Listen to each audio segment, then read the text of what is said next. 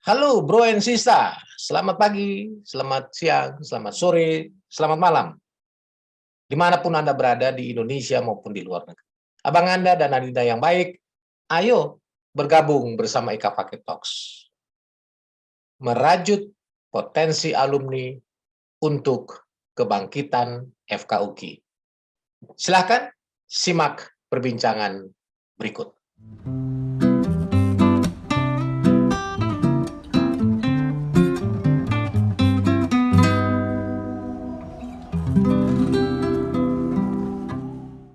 Halo Abang dan Kakak alumni FKUGI sekalian dimanapun berada. Kami menyambut Abang dan Kakak dalam podcast Ika Paket Talks, merajut potensi alumni demi kebangkitan FKUGI.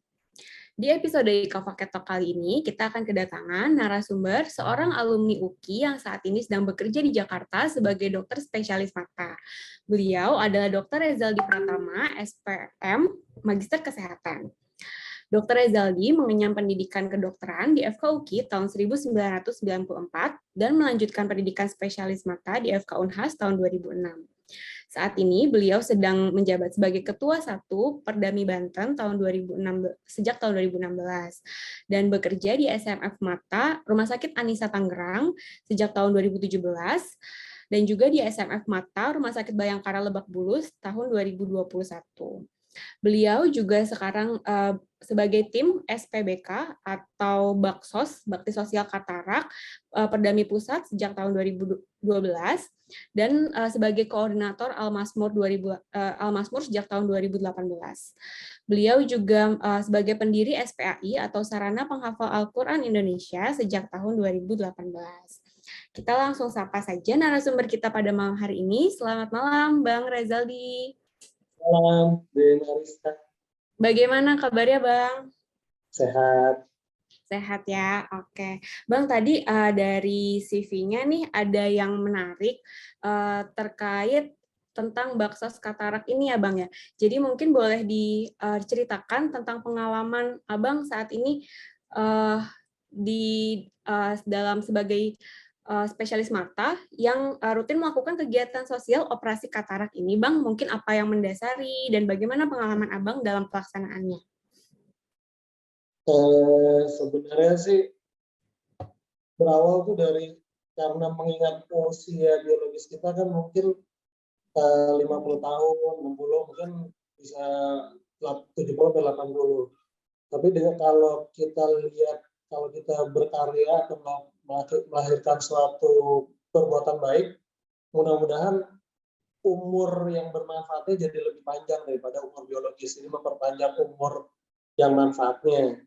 Itu satu. Kedua, kenapa semangat dalam Baksos Katarak? Karena nikmat sebelah mata bisa melihat itu tidak akan pernah bisa dibalas dengan perbuatan baik seumur hidup. Makanya kita berlomba-lomba untuk membantu pasien katarak. Dan yang paling ini juga itu melatih diri kita bekerja dalam suasana bermain. Jadi pada saat kita bekerja dalam suasana bermain, itu maka kita tidak akan kenal lelah. Mungkin itu. Oke, Bang, luar biasa. Ini apakah kegiatan operasi kataraknya ini rutin dilakukan ya, Bang ya? Iya. Jadi kegiatan operasi kataraknya rutin dilakukan. Jadi mengingat program pemerintah BPJS itu sudah sangat bagus. Jadi banyak pasien-pasien katarak yang tertolong dengan adanya program BPJS. Namun di sini masih ada celah bagi pasien-pasien yang tidak mampu dan belum memiliki kartu BPJS. Nah, ini kita melihat peluang di situ, makanya kita masuk untuk ambil posisi. Ambil posisi artinya masalah itu akan menjadi peluang. Jadi kita harus melatih diri. Setiap ada masalah, di situ ada peluang. Jadi masalahnya adalah pasien BPJS, pasien yang belum mampu, belum mempunyai BPJS. Nah, di situ peluangnya. Kita ambil untuk pasien yang belum punya BPJS, kita bantu untuk dilakukan operasi katarak dengan subsidi silang. Iya, Bang. Berarti mencoba memberikan solusi ya Bang untuk mereka-mereka ini yang mungkin kurang mampu untuk bisa melakukan operasi katarak. Iya, jadi memang kita harus berupaya untuk selalu melatih diri untuk berpikir positif dan berpikir untuk solusi. Jadi bukan berpikir kambing hitam, oh yang salah mungkin ini. Nah kita solusinya apa? Jadi berpikir selalu solusi sehingga mudah-mudahan bisa jadi awet muda. Iya, setuju Bang. Nah, Bang Rezaldi ini saat ini bagaimana nih Bang? Mungkin bisa diceritakan pengalamannya sebagai dokter mata, bagaimana pengalamannya Bang sampai bisa berkarir sebagai dokter spesialis mata Bang? Mungkin boleh diceritakan?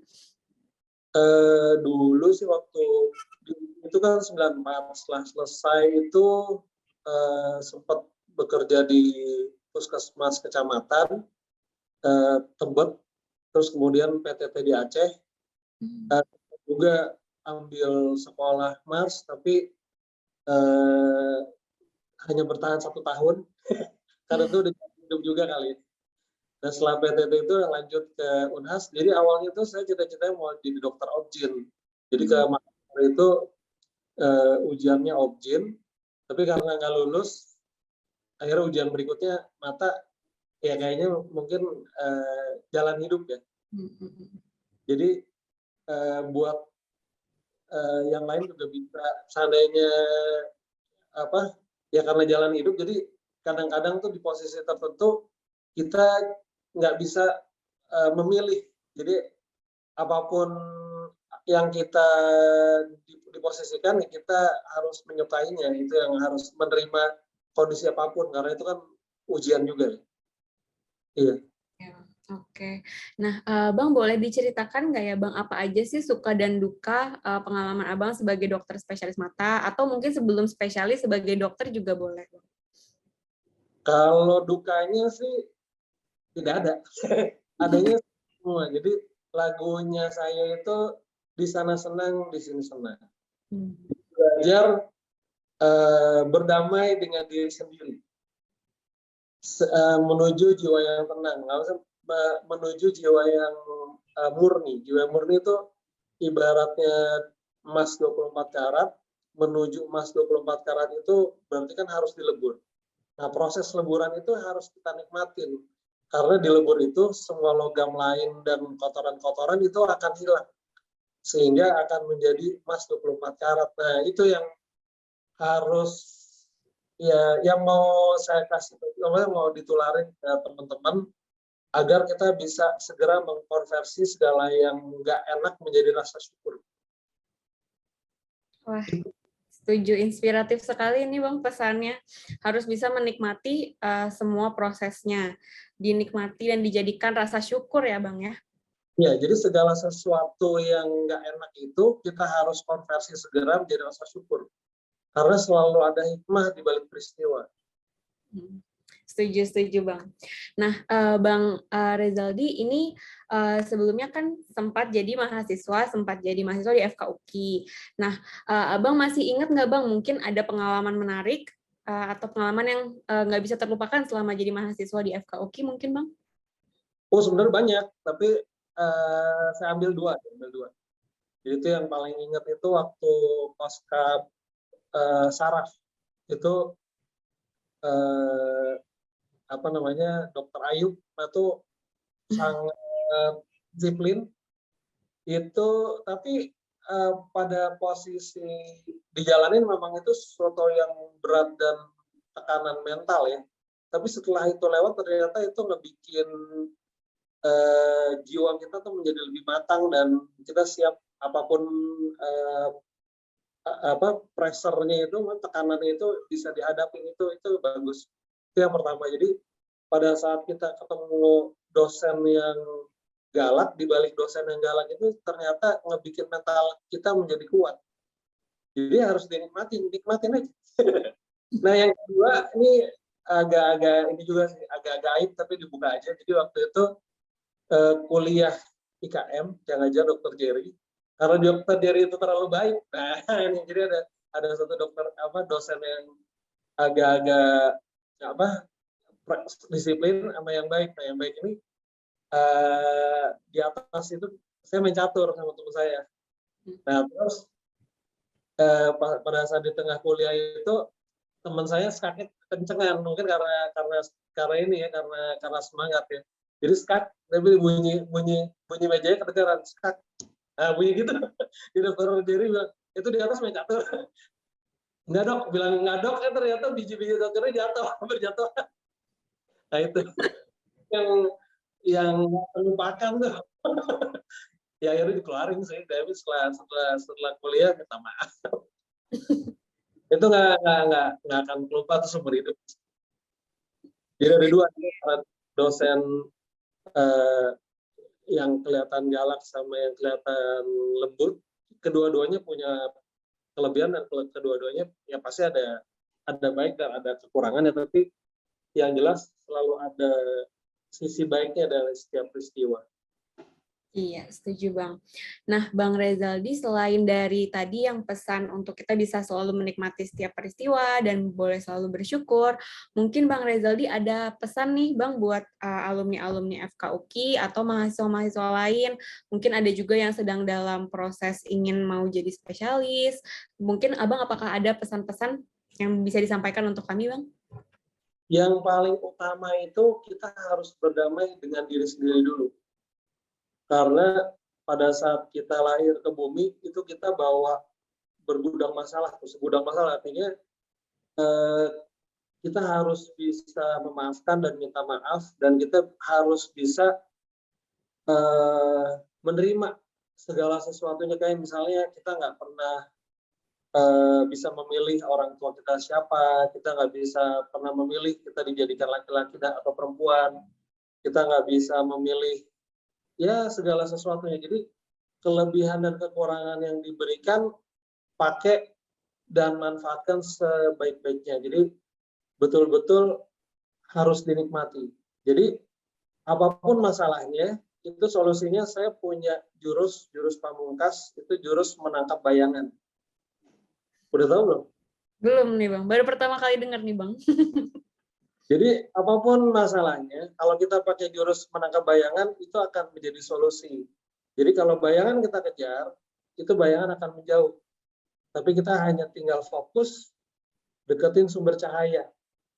Itu bayangan akan sendirinya akan menyamper. Jadi berpikir solusi aja, berpikir solusi, terus berpikir positif, dan selalu deketin sumber cahaya. Wah. Religi spiritual jadi itu lebih apa namanya, lebih jadi enjoyful, jadi nikmatin setiap proses.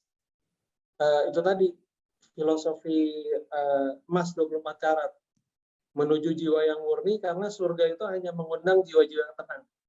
Jiwa yang tenang tuh bagaikan 24 karat, nikmatin fase kawah candra di muka, itu leburan, karena untuk menghilangkan logam-logam dan semua sampah agar benar-benar murni, sisa emas aja yang tersisa. Mungkin itu aja. Kita dapat banyak filosofi berharga nih dari Bang Rezaldi. Nanti dibikin tagarnya di podcastnya Bang, mengejar bayangan ya Bang ya.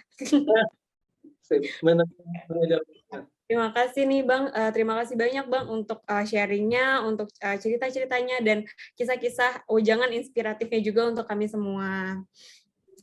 Baik, Abang dan Kakak sekalian, sampai di sini podcast Ika Faket Talk kita kali ini. Jangan lupa untuk saksikan dan nantikan terus podcast Ika Faket Talks episode selanjutnya. Kami ingin mengingatkan, jangan lupa untuk follow sosial media Ika Faket UKI, dan like, komen, dan share video ini. Akhir kata, melayani bukan dilayani. Sampai berjumpa di podcast Ika Faket Talk selanjutnya.